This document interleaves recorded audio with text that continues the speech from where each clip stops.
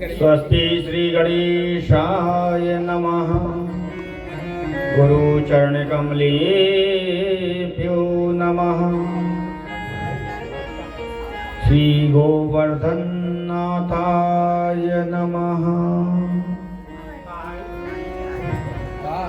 परम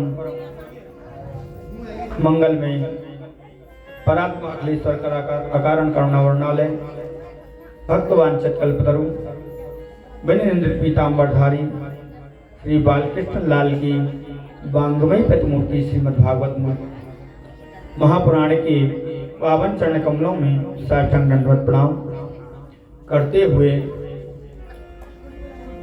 श्री श्री 1008 श्री सतगुरुदेव भगवान के पावन चरण कमलों में साष्टांग दंडवत प्रणाम करते हुए उनके अहेतु की कामना करता हूँ।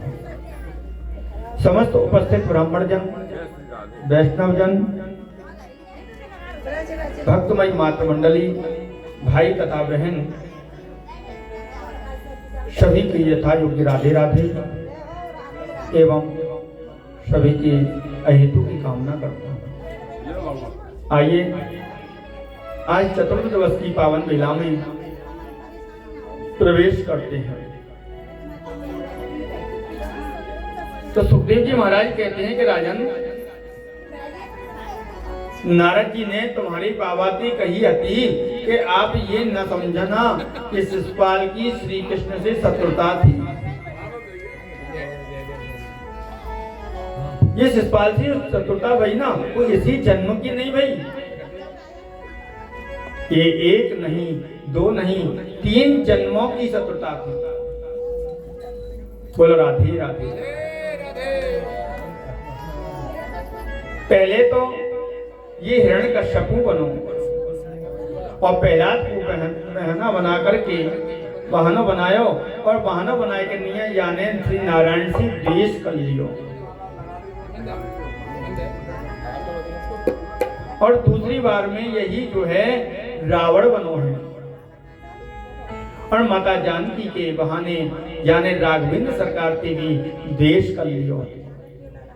और तीसरी बार में ये शिशुपाल बन करके आयो और जाने मेरे गोविंद के हाथ से मुक्ति लई है। ये कथा अभी 6ठे दिन की कथा में आएगी, इसलिए शिशुपाल की कथा को यहीं स्पर्श करके चल रहे हैं। तो युधिष्ठिर ने नारद जी से पूछो तो कि पहला को बहानों बनाए करके नारायण से कैसे द्वेष कियो। तो परीक्षित कहने लगे कि महाराज देखो, आपने हमारे बाबा को तो बता दियो, लेकिन हमें भी यही प्रसंग सुनना है। आई सुखदेव जी महाराज कहने लगे कि राजन देखो, हिरण्यकश्यपु को एक जो है एक भाई या तो छोटो भैया या को नामो हिरण्याक्ष, और भगवान ने 12 अवतार धारण करके 12 रूप धारण करके और हिरण्याक्ष को उद्धार करो होता। तो जाके कारण या हिरण्यकश्यपु ने अपने भाई की मृत्यु हो जाने के कारण जो है भगवान के मन में जो है आज द्वेष धारण कर लियो है और कहने लगो कि जब तक मैं अपने भाई की मृत्यु को बदलो नहीं ले लूंगा तब तक जो है मैं नारायण से नहीं मिलूंगा। अगर वो कहीं नारायण मिल जाए ना तो मैं बात को छोड़ूंगा नहीं। अब तो महाराज हिरण्यकश्यप की एक पत्नी है जिसका नाम है कयाधु, और कयाधु के 3 पुत्र हो चुके हैं, चौथा पुत्र अभी हुआ नहीं है। अब तो महाराज हिरण्यकश्यप कहने लगो कि देखो, नारायण ने मेरे भाई को मार दियो है और मैं नारायण से अवश्य बदला लूंगा, इसलिए मैं जो है आज ब्रह्मा की तपस्या करने के लिए जाऊंगा। मैं ब्रह्मा जी की तपस्या करूंगा क्योंकि ब्रह्मा जी जल्दी प्रसन्न है जाएंगे। बोलो राधे राधे। बच्चों ये स्नान मानेंगे जी। अब तो महाराज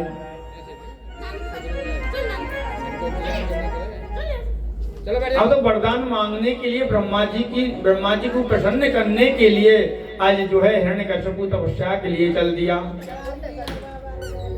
अब जैसे ही तपस्या करने के लिए बैठा, जैसे ही खड़ो हुए हो और कहने लगो ओम ब्रह्मणे नमः,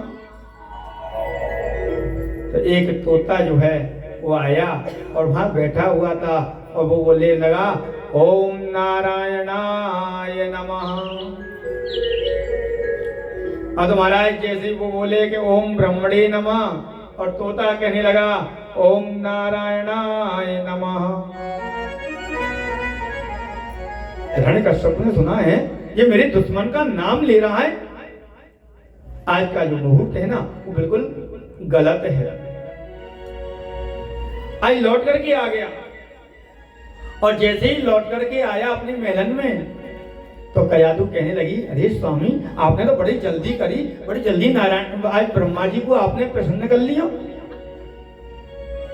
हिरण्यकश्यप कहने लगा कि अरे देवी कहा बताऊं, आज को तो जो मुहूर्त हो ना वो बिल्कुल बेकार निकलो है। बोले क्यों? बोले जैसे ही मैं जो है तपस्या करने के लिए जैसे ही खड़ा हुआ, जैसे ही एक पैर पे खड़ा हुआ तो मैंने कहा ओम ब्रह्मणे नमः, तो एक तोता जो है, एक शुक्र जो है वो आया और आकर के बोलने लगा ओम नारायणाय नमः। हैं? क्या बोला उसने? बोले ओम नारायणाय नमः। नहीं स्वामी आप झूठ बोल रहे हो। बोले नहीं ओम नारायणाय नमः। बोले ये मेरे दुश्मन को नाम है और आज का जो मुहूर्त है ना ये बिल्कुल बेकार है, इसलिए मैं अब लौट करके आ गया। अच्छा तो मैं आपको अब जल लेके आती हूँ। और जैसे ही कयादू जल लेकर के आई और पूछने लगी अरे स्वामी क्या हुआ, आज कैसे लौट करके आ गई, मैं तो भूल गई। बोले क्या बताऊं, तोता कह रहा था ओम नारायणाय नमः, ओम नारायणाय नमः, ओम नारायणाय नमः। बोले क्या कहा, दोबारा बोलना। बोले ओम नारायणाय नमः, ओम नारायणाय नमः। अब तो महाराज जैसी जल पी लिया फिर जैसी कहीं से फिर घूम के आई, बोले स्वामी कैसे लौट के आ गई। यानी पूरे दिन में उसने अपनी एक माला नारायण के नाम की करा ली। और पत्नी वही है जो हर समय मेरे गोविंद के नाम के जप की प्रेरणा देती रहे, वही पत्नी है। बोलो राधे राधे।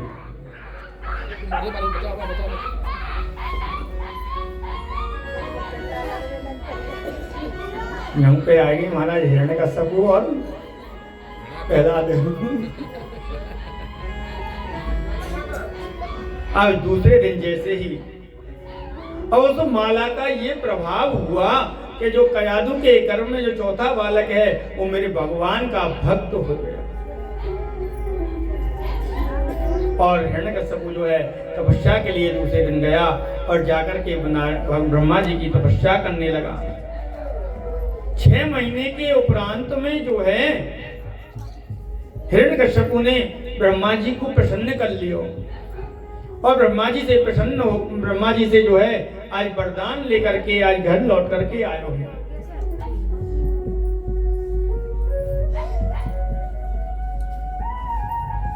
इधर जो है कयादू के चौथा पुत्र हुआ जिसका नाम प्रहलाद रखा गया है।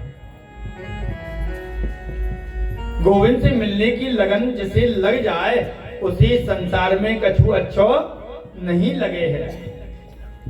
और परमात्मा से मिलने की तड़पन को नाम ही तो काहे भक्ति है।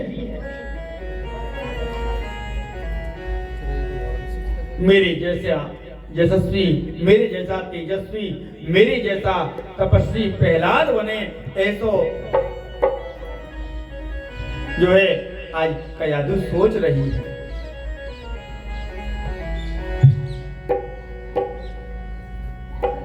आज प्रहलाद को जो है गुरुकुल में भेज दियो है।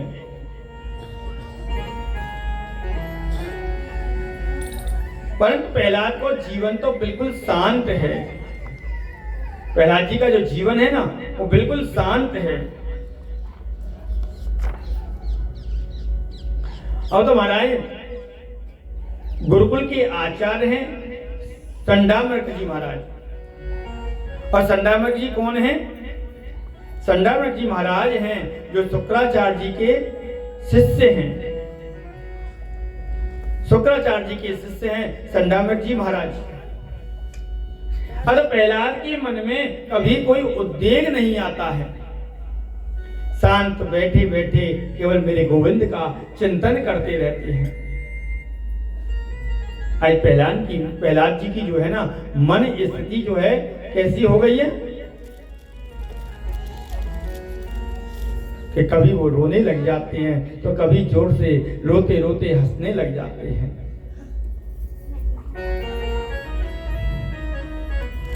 और जैसे इस स्वरूप का जब दर्शन राजा परीक्षित कर रहे थे तो परीक्षित जी कहने लगे गुरुदेव जी क्यों ऐसा क्यों होता है? तो सुखदेव जी महाराज कहते हैं कि राजन प्रहलाद जी इसलिए रोते हैं कि कब मुझे गोविंद मिलेंगे, मुझे गोविंद के दर्शन कब होंगे, मेरा जीवन ऐसे ही निकल जाएगा। हंसते इसलिए हैं कि कितनी बड़ी कृपा मेरे गोविंद ने मेरे ऊपर की है जो मुझे मानव शरीर प्राप्त हुआ है, मुझे मनुष्य जन्म प्राप्त हुआ है। तुम्हारी बहुत बड़ी कृपा दृष्टि मेरे ऊपर हुई। आज गुरुकुल से प्रहलाद जी महाराज जो है आज राजसभा में गुरुजी के साथ में हिरण्यकश्यपु के महलन में पधारे हैं। और जैसे ही प्रहलाद को देख करके हिरण्यकश्यपु ने प्रहलाद को देखो और देख करके जो है आज अंक में भर लियो है। और जो है आज अंक में भर लियो और प्रहलाद को और बड़े प्यार से पूछने लगा कि बेटा तुम गुरुकुल में पढ़ने गए थे ना, तो तुम्हें गुरुजी ने क्या पाठ पढ़ाया वो हमें सुनाओ। प्रहलाद जी ने बड़ा सुंदर उपदेश दिया है कि पिताजी मैंने ये अनुभव किया है कि संसार में हम जहां भी जाएं तो सुख की कामना करते हैं, लेकिन हमें सुख मिलता कहां है? ये सुख है कहां? सुख हमें कहीं मिलता नहीं है। सुख तो केवल गोविंद के नाम में है। आत्मा के कल्याण की कामना जिस व्यक्ति के मन में है उस घर को छोड़ करके अगर हमें वन चला जाना चाहिए और वहां जाकर के प्रभु के चरणों में प्रेम करना चाहिए, नारायण की आराधना करनी चाहिए। तो महाराज जैसे ही ये बात जब कह रहे थे प्रहलाद जी महाराज, तो प्रहलाद जी के जो गुरु है ना संडामर्क जी, अब संडामर्क जी देखने लगे और कांपने लगे। तो हिरण्यकश्यपु जो है कहने लगा कि ये बात तुम्हें कौन ने सिखाई? अरे क्या बात है? गुरु जी की तो आंखें जो है आज लाल हो गई।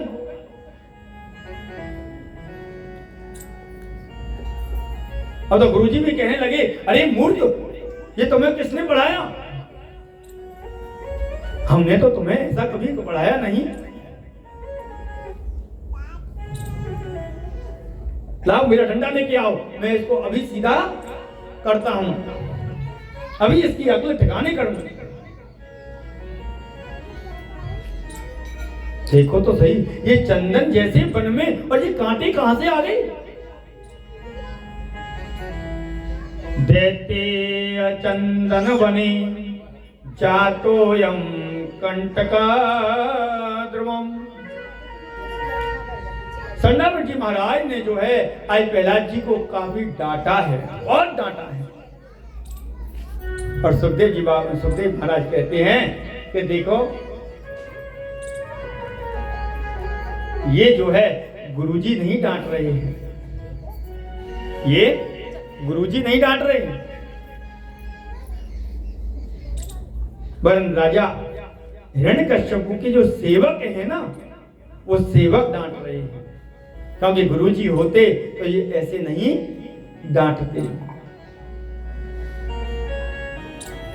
क्योंकि ये तो मास्टर जी है ना। अच्छा एक बात बताओ, मास्टर जी और गुरुजी में अंतर क्या हुए है?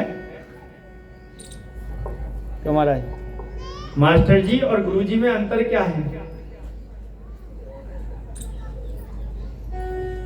भाई? ये तो गांव में कम से कम 3-4 तो स्कूल है, यहाँ सब टीचर ही टीचर हैं, मास्टर ही मास्टर हैं। तो मास्टर जी और गुरुजी में अंतर क्या है? मास्टर जी किसे कहते हैं और गुरुजी किसे कहते हैं? देखो, गुरु वह है जो उचित हो उसे निर्भीक होकर के और शिष्य को समझावे और पढ़ावे, निर्भीक होकर के, बगैर डर के। और मास्टर जी वह हैं जो वह चाहे भले ही वो गलत क्यों ना हो, पर सरकार ने जो नीति, सरकार ने जो शिक्षा नीति जो निर्धारित कर दी है, वही हमें पढ़ाना है। ये मास्टर जी का नियम है कि जो प्रबंधक ने कह दिया कि नहीं तुमको तो यही पढ़ाना है, तो वही चीज पढ़ाएंगे। वो अपने मन से कभी कोई चीज नहीं पढ़ा सकते। केवल गुरु और मास्टर जी में बस यही अंतर है। गुरु वही है जो कैसे भी हो, ये निकेन प्रकारे ना, कैसे भी शिष्य को जो है शिक्षा प्रदान करते हैं, अच्छी शिक्षा। लेकिन मास्टर जी कैसे हैं? अगर कह दिया कि प्रबंधक ने नहीं गा माने गणेश होता है, तो वो गणेश नहीं पढ़ाएंगे, बोले नहीं सांप्रदायिकता फैल जाएगी। गा माने गधा पढ़ाओ, गा माने गधा पढ़ाओ। पहले तो पढ़ते थे ना, अब क्या बोलते हैं? काते कबूतर, खाते खरगोश, गाते गमला, गाते घड़ी। लेकिन नहीं,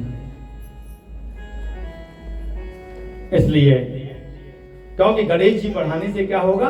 आपत्ति होगी। रासे राम पढ़ाने में आपत्ति होगी, क्योंकि सांप्रदायिकता फैल जाएगी। ये मास्टर जी के लक्षण है।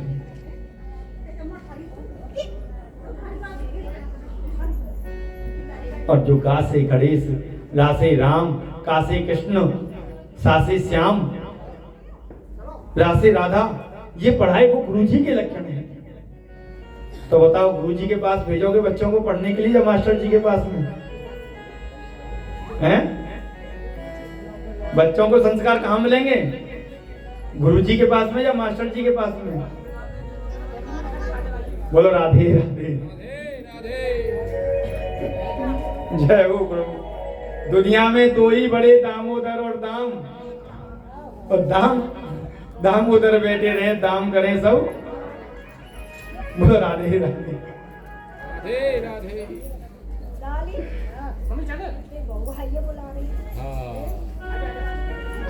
आज राजा का जो आदेश है, बस यही वही हम लोग पढ़ा रहे हैं और वही लोग पढ़ रहे हैं।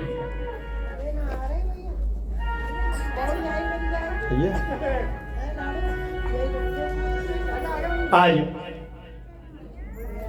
जो है ठंडा मठ जी महाराज जो हैं, आज डांट रहे हैं। लेकिन मेरे प्रहलाद जी का जो हृदय है ना, वो गोविंद से जुड़ गया है। वो तो भक्ति के रंग में रंगे हुए हैं। एक बार जिसका मन जो है कृष्ण कन्हैया से जुड़ जाता है, तो वो बाद में टूटता नहीं है, उसे कोई तोड़ नहीं सकता। जब सौंप दिया इस जीवन का, सब भार तुम्हारे हाथों में। अब जीत तुम्हारे हाथों में और हार तुम्हारे हाथों में। आज प्रहलाद जी महाराज कहने लगे कि प्रभु, अब तो जो भी कुछ है वो केवल आप हो। परमात्मा से संबंध जुड़ गया है प्रहलाद जी महाराज का। तो हिरण्यकश्यप ने आज फिर प्रहलाद को जो है अंक में भर करके बड़े स्नेह से पूछा कि बेटा जो सुंदर शिक्षा तुमने पाई है वो मुझे तक थोड़ा और सुनाओ, तुमने क्या पढ़ा? प्रहलाद जी महाराज सुंदर बात कह रहे हैं कि श्रवणम कीर्तनम विष्णु स्मरणम पाद सेवनम अर्चनम वंदनम दास्यम सख्यमात्म निवेदनम। पिताजी मैंने तो ये शिक्षा ये जीवन में समझा कि नारायण के चरणों में भक्ति करने के 9 प्रकार हैं, इसे हम नवधा भक्ति कहते हैं। पहली भक्ति होती है भगवान की कथा को श्रवण करें। प्रथम भगत संतन कर संगा, संतों के साथ में सत्संग करें। दूसरे भगत सुन कथा प्रसंगा, मेरे गोविंद के गुणगान बात को श्रवण करें, गोविंद की कथा को श्रवण करे। श्रवण ऐसा करे कि वो जो है हृदय में उतर जाए।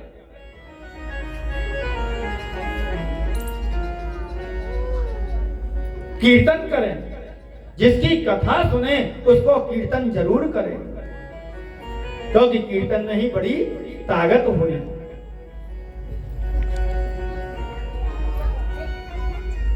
स्मरणम, हर परिस्थिति में गोविंद को स्मरण करे, याद रखे। घर में अगर भोजन भी बनावे तो भोजन बनाते समय भी केवल महामंत्र को जप चलते और रहना चाहिए। अगर दाल को भी अगर कड़छी से हम हिलावें तब भी मेरे गोविंद को ध्यान रखें। लेकिन आजकल कहाँ है महाराज, अब तो या तो मोबाइल पे यूट्यूब पे देखते रहे या फिर रील बनाते रहेंगे, और नहीं तो टीवी पे देखें सासू कहू है। और जैसी महाभारत है वहां में देखे तो ऐसा ही मना में अन्न, और जैसा खाओगे अन्न और वैसा ही जाएगा। मैं ईमानदारी से बताता हूं कि अगर एक दिन अगर तुमने ठाकुर के मन से जो है नाम लेकर के अगर किसी दिन तो प्रसादी तैयार कर ली और उसको लाकर बना करके और ठाकुर को प्रसाद लगा करके भोग लगाओ और फिर उसको अपने परिवार के सामने परोसो तो कितना सुंदर लगेगा। कभी घर में झगड़ा नहीं हो सकता।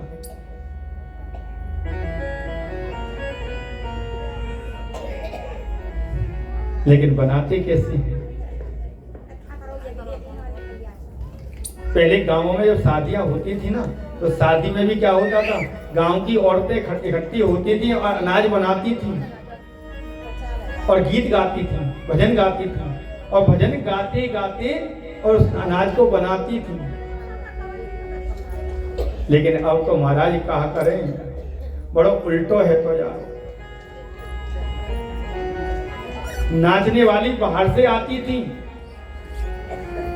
और अब घर की औरतें नाचती हैं और खाना बनाने वाली बाहर से आती हैं। और तो और इतना विडंबना है वो महाराज, कहा करें। पहले जो है व्यक्ति भोजन घर में खाता था और शौच कहाँ जाता था? जंगल में। लेकिन अब तो महाराज खाना बाहर खबे और घर में रहिए, बोलो राधे ही राधे। और तो मोदी जी ने ऐसी व्यवस्था कर दी है हर घर घर में। बाथरूम का सामान ज्यादा बढ़ता जा रहा है लेकिन किचन का सामान कम होता जा रहा है।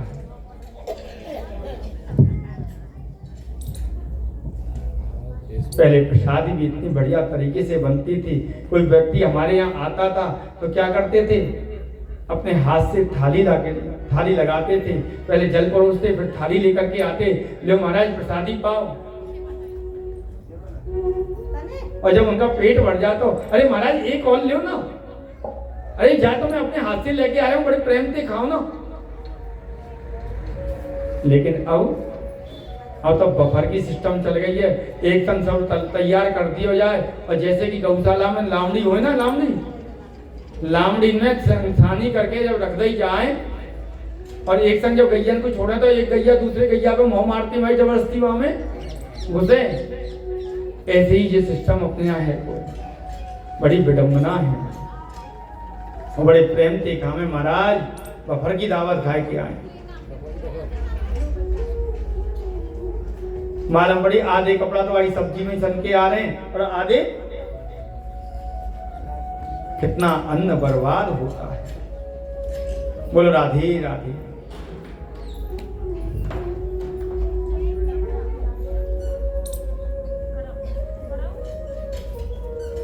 सातवीं भक्ति है दास्य, नारायण का दास बन जाए। पिताजी जीव जब गोविंद का दास बन करके उनके चरणों में जब लेट जाता है तो गोविंद उसे गले उठा करके गले लगा लेते हैं।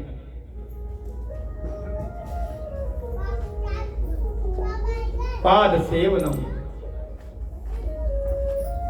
गोविंद के चरणों की सेवा करें, ब्राह्मणों के संतों की चरणों की सेवा करें। जब भी कोई आगंतुक हमारे दरवाजे पे आवे तो सबसे पहले उसके क्या करते हैं, पैर धुलाने चाहिए।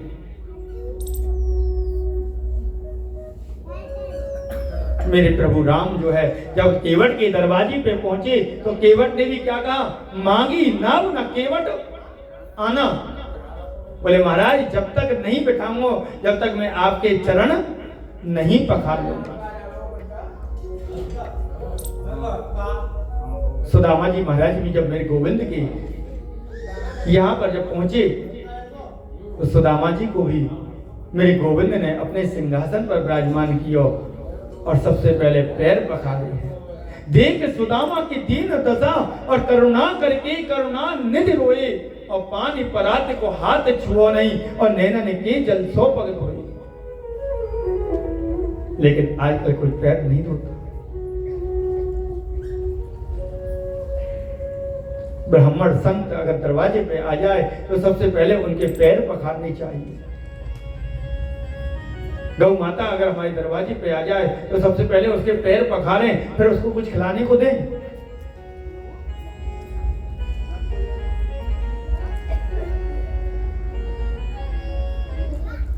आज प्रहलाद जी जो है इन सब बातों को हिरण्यकश्यपु को सुना रहे हैं तो हिरण्यकश्यपु जो है बड़ा क्रोधित भयो और प्रहलाद को मारने को बड़ा प्रयास किया है।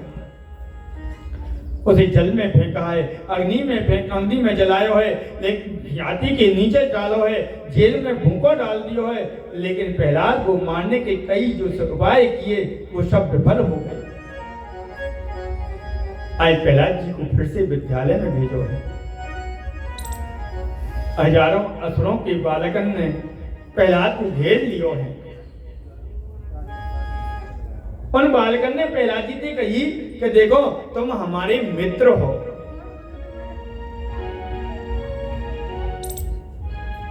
लेकिन दंड तुम्हें मिलता है और कष्ट हमें होता है। अग्नि में जलाए और तुम्हें जाए लेकिन जलन हमें होती है मित्र। भूखा तुम्हें रखा जाता है और तड़पण हमको होती है। मित्र हम तुमसे एक निवेदन है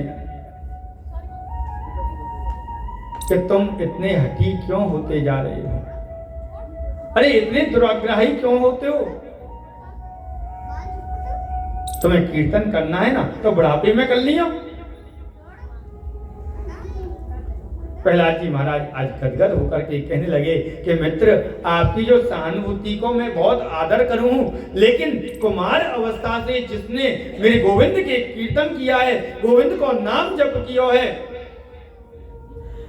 बचपन से जिसने भागवत धर्म का अनुशीलन नहीं किया, वो बुढ़ापे में कभी नहीं कर सकता है। कल किसी ने देखा, कल किसी ने देखा है क्या? हैं? कोई है जिसकी गारंटी, कोई गारंटी ले ले कि हाँ मैं कल को देख लूंगा?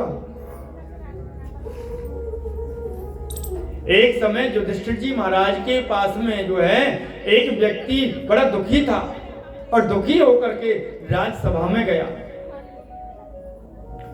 और राजसभा में जाकर के जब वो बैठ गया तो राजसभा चल रही थी। तो उस दिन जो है दुखियारी बहुत आए हुए थे। तो युधिष्ठिर जी महाराज को सभा में सुबह थी शाम है गई। जब उसी गरीब दुखी लोग की जो है नंबर आया तो बोले कि ऐसा है आज सभा यहीं विश्राम लेती है, आप कल आ जाना, कल सुबह तुम्हारा नंबर पहले ही ले लेंगे। अब बेचारा क्या करे, महाराज का आदेश थे तो चले गए। और जैसे ही रास्ते में जा रहे थे, बड़े दुखी थे, तो भीमसेन जी जो है वहां रास्ते में मिल जाते हैं। भीमसेन जी कहने लगे, अरे क्या हुआ भाई, कैसे? बोले महाराज राजसभा से आ रहा हूं, लेकिन आपके बड़े भैया है ना युधिष्ठिर जी महाराज, उन्होंने कहा है कि मैं आपकी समस्या को जो है कल सुनूंगा। बोले भैया ने ये कहा? बोले हाँ। अरे वाह, हमारे भाई ने तो जो है समय को अपनी मुट्ठी में बांध रखा है। अब तो महाराज जाकर के उन्होंने जो डंका होता है ना ऊपर रखा रहता है, तो गांव की डोरी पीटते हैं, उस डंके को बड़ी जोर जोर से बजाया। अब तो जैसे ही डंका बजा तो नगरवासी हैं वो सभी राजमहल की तरफ इकट्ठे हो गए। बोले क्या हुआ, ये डंका कितनी तेज क्यों बजाया भाई? बोले महाराज सुनो। बोले क्या हुआ? बोले हमारे महाराज युधिष्ठिर ने काल को भी अपने बस में कर रखा है। बोले उन्होंने गारंटी लिया कि इसकी जो बातें हैं ना उनको मैं कल सुनूंगा, इसकी समस्या का समाधान कल होगा। तो भाई कल तक तो इसको कोई कुछ कर नहीं सकता है। अब तो युधिष्ठिर महाराज के पास में भी खबर पहुंची। बोले क्या हुआ? बोले महाराज आपने तो समय को भी अपने बस में कर रखा है, अगर मानो कल को इसको कुछ हो गया कल तक, तो ये किसको अपनी सुविधा अपनी जो है बातें बताएगा। अब तो युधिष्ठिर जी महाराज भी बड़े चकरा गए, कहने लगे बात तो सही है भाई, क्या करूं? बोले अभी बुलाओ और अभी सभा लगेगी। इसलिए भजन जब करना है तो आज ही करना है, कल के ऊपर नहीं।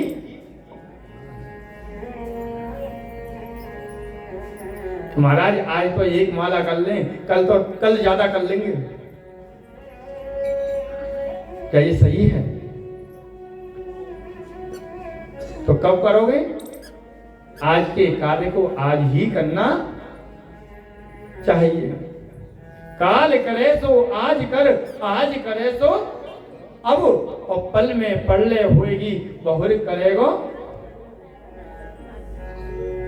जब युधिष्ठिर जी महाराज जो है अपने समय को नहीं बचा पाए तो हम और आप कौन हैं? बोलो राधे। आज प्रहलाद जी ने बड़ा सुंदर उदाहरण दिया है और सभी बच्चों के साथ में जो है आज कीर्तन करने लगे। श्रीमन नारायण नारायण नारायण, श्रीमन नारायण नारायण नारायण, श्रीमन नारायण नारायण नारायण, श्रीमन नारायण नारायण नारायण, भजमन नारायण नारायण नारायण, भजमन नारायण नारायण नारायण, श्रीमन नारायण नारायण नारायण, श्रीमन नारायण नारायण नारायण। तो महाराज कीर्तन चल रहा है और कीर्तन की आवाज जो है आज पूरे आश्रम में विलीन हो रही है, पूरी आवाज गूंज रही है और कीर्तन चल रहा है। श्रीमन नारायण नारायण नारायण, श्रीमन नारायण नारायण नारायण। अब सभी जो है संदर्भ जी महाराज की जो शिष्य हैं सभी उन्होंने जैसे ही प्रहलाद जी को स्पर्श किया है और तो महाराज वो भी ढोल मजीरा लेकर के और कीर्तन करने लगे, श्रीमन नारायण नारायण नारायण, श्रीमन नारायण नारायण नारायण, श्रीमन नारायण नारायण नारायण, लक्ष्मी नारायण नारायण नारायण, लक्ष्मी नारायण। जो बालक हैं उन बालकों की जो बुद्धि है ना प्रहलाद जी महाराज ने परिवर्तित कर दी। और जैसे ही गुरु जी को मालूम हुआ, अतः गुरु जी जो है संध्यामठ गुरु जो है जैसे ही प्रहलाद जी के समीप में आए हैं और जैसे ही हाथ पकड़ करके स्पर्श किया है रोकने को, तो महाराज ऐसा करंट लगो कि संध्यामठ महाराज भी जो है तो प्रहलाद जी के साथ में कीर्तन करने लगे, श्रीमन नारायण नारायण नारायण, श्रीमन नारायण नारायण नारायण, ओ जो नारायण नाम जपत है, जो नारायण नाम जपत है, जो नारायण नाम जपत है, जो नारायण नाम जपत है, भग से हो जाए तारायण, श्रीमन नारायण नारायण नारायण, बद्री नारायण नारायण नारायण, बद्री नारायण नारायण नारायण, श्रीमन नारायण नारायण नारायण, श्रीमन नारायण नारायण नारायण। अतः महाराज जैसे ही कीर्तन की आवाज जो है अब हिरण्यकश्यप के कानों में गई है।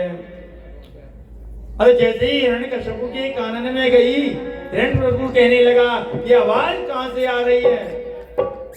दौड़ा दौड़ा संडामक मुनि के आश्रम में आया है और आकर के जैसे ही उसने देखा यहाँ तो प्रहलाद नाच रहा है, प्रहलाद के साथ में हजारों जो है राक्षसों के बालक हैं वो भी नाच रहे हैं, और तो और महाराज संडामक गुरु जी भी नाच रहे हैं।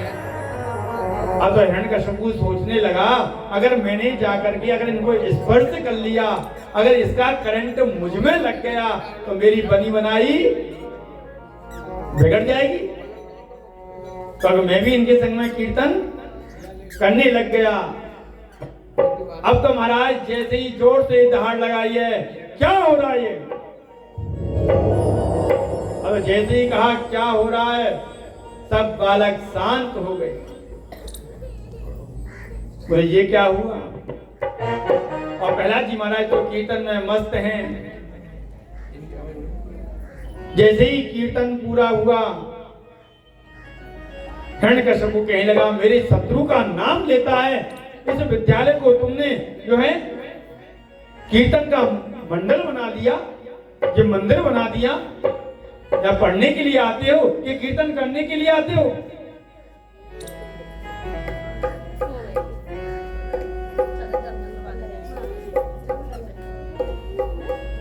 आज तो संडामक ऋषि से कहने लगा कि तुमसे तो मैं बाद में निपटूंगा, पहले मैं इससे निपट लेता हूं।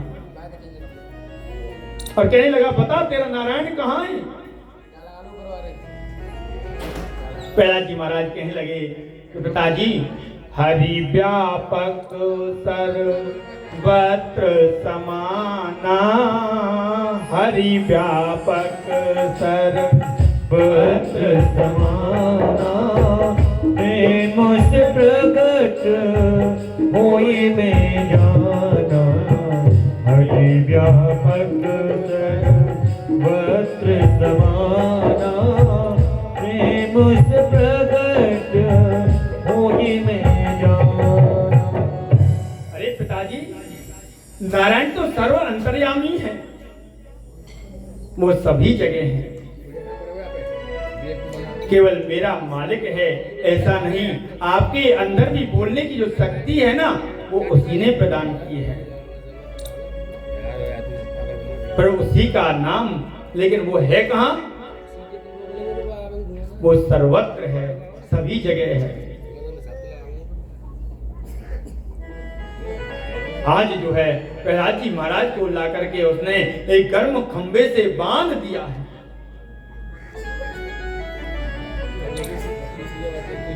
और बांधते ही कहने लगा कि देख, बता तेरा नारायण कहाँ है, मैं आज उसे छोड़ूंगा नहीं। प्रहलाद जी ने देखा कि उस गर्म खंबे पर भी जो है एक चींटी चल रही है। विश्वास हो गया और कहने लगे कि मुझ में, तुझ में और खड़ग में और इस खंभ में भी मेरा नारायण है। सूर अनेक फिरे कड़ मांगत, पद सूर स्वाद कहाँ, पुनिताल मजीरा बजाती फिरे, मीरा मतवारी सी चाह कहाँ। सिया राम कथा कितनों ने लिखी, पर तुलसी जैसी मरे याद कहाँ। नरसिंह बसे प्रतिखंबन में, पर कारण को प्रहलाद कहाँ, पर कारण को प्रहलाद कहाँ। आज नरसिंह तो आज प्रत्येक खंबे में विराजमान है, पर उसे निकालने के लिए प्रहलाद नहीं है। बोले इस खंबे में भी मुझे नारायण दिखाई देते हैं। आज महाराज जैसे ही कहा तो सारी जो प्रजा है वो आज स्तंभ हो गई। छोटे से बालक ने कह दिया कि इस खंबे में भी मेरा नारायण है। तो हिरण्यकश्यप ने कहा अच्छा ले, तो मैं जोर जैसे ही तलवार को निकाला और जोर से प्रहार किया, खंबा फट गया। और जैसे ही खंबा फटा, मेरे नरसिंह भगवान जो है आज प्रकट हो। बोले नरसिंह भगवान इतनी जोर से शब्द करते हुए आज भगवान नरसिंह प्रकट हुए। ओंकार बढ़ रहे हैं, बड़ी बड़ी दाढ़ी है, बड़ी बड़ी मूंछें हैं, बड़े बड़े दांत हैं और आधा शरीर नर का है और सिर कैसा है, शेर का है। बड़े बड़े नाखून हैं। आज नन्हे से बालक की बात की रक्षा के लिए आज मेरे गोविंद जो है ऐसा रूप लेकर के आए हैं, जो न मनुष्य है और ना ही पशु है, वो दोनों ही हैं। अब हिरण्यकश्यप से युद्ध चल रहा है और युद्ध लड़ते लड़ते आज संध्या का समय हो गया। देवतागण भी देख रहे हैं और आज जोड़ करके कहने लगे कि प्रभु संध्या का समय हो गया है, रात्रि में जो है इन दैत्यों की शक्ति जो है बलवती हो जाती है, दुगनी हो जाती है। भगवान कहने लगे चिंता मत करो, अब मैं आएगा हूं ना। अगर भगवान युद्ध करते करते उसको जो है धकेलते हुए उसकी महलन की देरी पे ले आए और ला करके अपनी जंगाओं पर लिटा लिया। और तो हिरण्यकश्यप को कहने लगा कि महाराज मैं तुमसे नहीं मरूंगा। हैं? तुम मुझसे नहीं मरोगे? बोले क्यों? बोले मैंने ब्रह्मा से वरदान प्राप्त किया है, ना मैं नर से मरूंगा ना मैं पशु से मरूंगा।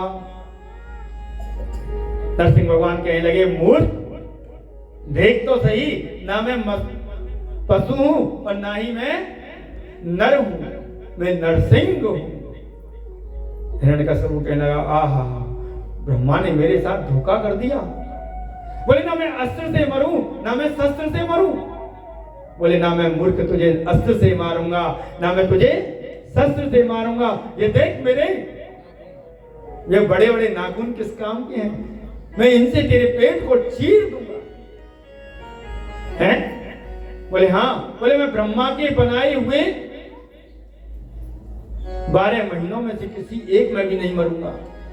बोले मूर्ख, ये ब्रह्मा का बनाए हुआ 12 महीने नहीं, ये अधिक मास है, पुरुषोत्तम मास है, ये मेरा स्पेशल महीना है, ये तेरे लिए ही बनाया है।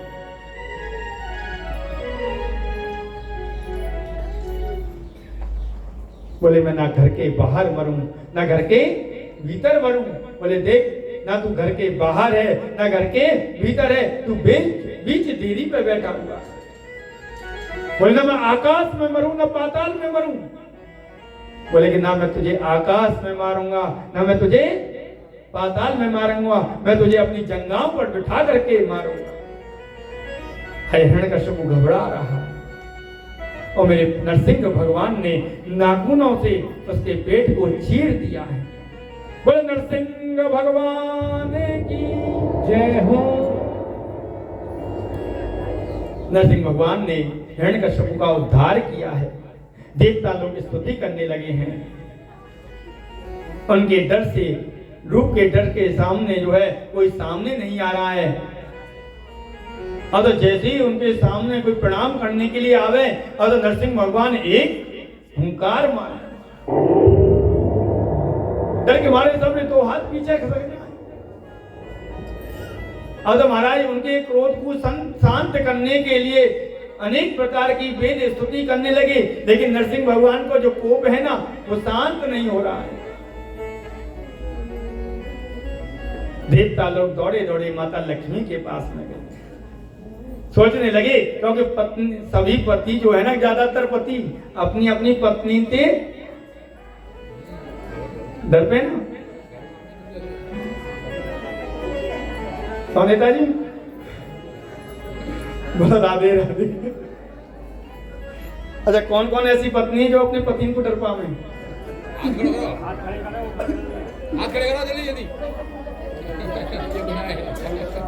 बोलो राधे राधे।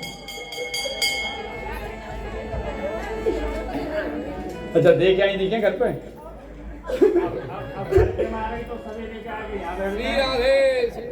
आपको बीती बता रही है, देखो पैसे ना कह सकेंगे। बोलो राधे राधे। तो महाराज सीधे कहाँ गई? माता लक्ष्मी के पास में गए और जाकर के कहने लगे कि माता जी, मेरे गोविंद ने ऐसा स्वरूप धारण किया है कि बस उनको क्रोध जो है ना वो शांत नहीं हो रहा है। अब माता लक्ष्मी कहने लगी, अच्छा गोविंद तो मेरे कभी शांत नहीं, वो जो है कभी क्रोध नहीं करते, वो तो बड़े शांत हैं। क्योंकि उनका नाम क्या है? शांताकारम। उनका तो जो स्वरूप है ना वो बिल्कुल शांत है। अच्छा, अगर वो क्रोध कर रहे हैं तो देखो बस अभी मैं पहुंचती हूँ और मेरे मारे तो बिल्कुल शांत है जान। माता लक्ष्मी ने आज जो है ऐसा सुंदर श्रृंगार किया है, 16 श्रृंगार किए, सुंदर वस्त्र धारण किए हैं और झलर मलर करती भाई आरती की थाली हाथ में ली है और हाथ में थाली को लेकर के आज माता लक्ष्मी जो है नरसिंह भगवान के समीप में आ रही है। अरे नरसिंह भगवान ने जैसे ही माता लक्ष्मी को देखो बोले, अच्छा यूं नहीं मानी, यूं आएगी? बोले आज तो नाच चलेगी तुम्हारी। नरसिंह भगवान ने एक ओंकार मारा, माता लक्ष्मी डर के मारे सीधी दौड़ गई है और जाकर के कहने लगी देवतान से, क्यों भाई आपने तो मोतारे के मेरे स्वामी हैं, वो तो बब्बर शेर है, बब्बर शेर। कौन से शेर के सामने जाकर के खड़ा कर दिया? सभी देवता कहने लगे कि प्रहलाद आप ही जो है नरसिंह भगवान के इस क्रोध को शांत करो। आज प्रहलाद जी महाराज नरसिंह भगवान के सामने हाथ जोड़ करके खड़े हो गए और जैसे ही प्रहलाद जी महाराज पहुंचे हैं, नरसिंह भगवान ने हाथ से उनको सहलाया है और जीभ से चाटने लगे हैं और नरसिंह भगवान का क्रोध जो है वो आज शांत हो गया है। बोलो नरसिंह भगवान की जय। और प्रहलाद जी महाराज ने नरसिंह भगवान की स्तुति की है और स्तुति करने के उपरांत प्रहलाद जी महाराज को आज नरसिंह भगवान ने आशीर्वाद दिया और उन्हें प्रहलाद जी महाराज ने कहा कि प्रभु आप बस एक ही आशीर्वाद मुझे प्रदान कर दो कि मेरे जो पिता है ना उनको सद्गति प्राप्त हो जाए।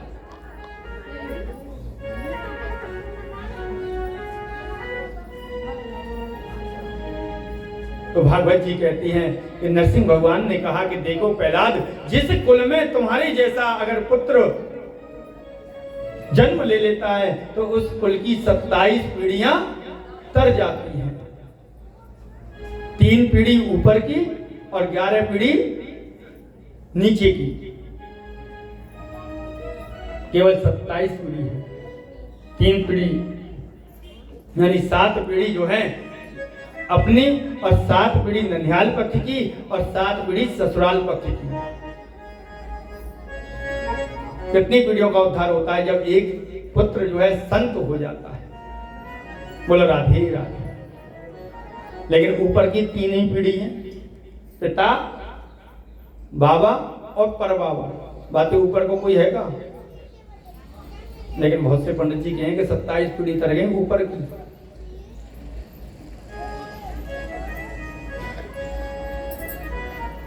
तो प्रहलाद जी के ऊपर तो केवल 3 ही है, बातें ऊपर तो कोई है ही ना है। त्रिसप्तभी, त्रिसप्तभी।